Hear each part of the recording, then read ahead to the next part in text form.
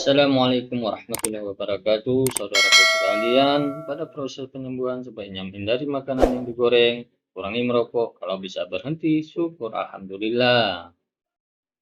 Baik, langsung saja siapkan satu buah jeruk nipis, kemudian kecap manis, piring, pisau, dan sendok makan.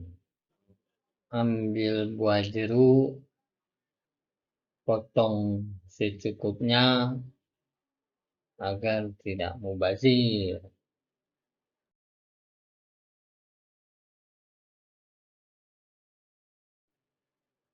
Kemudian beras untuk anak-anak sekitar lebih kurang 10 tetes.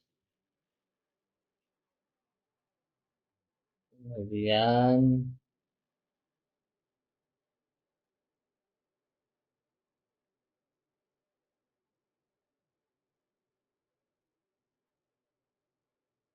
campurkan dengan kecap manis,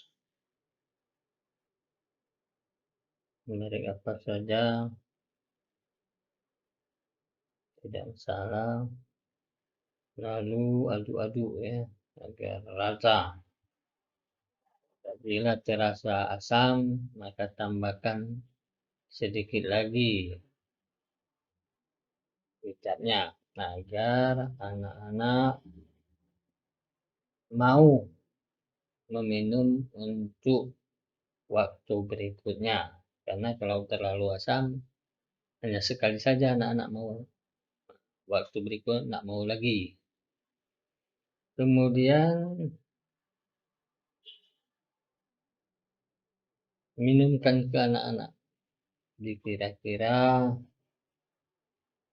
1/4 sendok makan saja.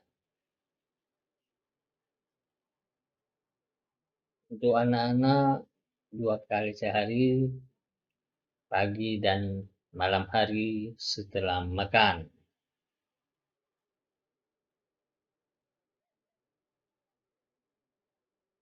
Sedangkan untuk orang dewasa 3 kali sehari setelah makan ya, untuk pagi, siang, dan malam hari.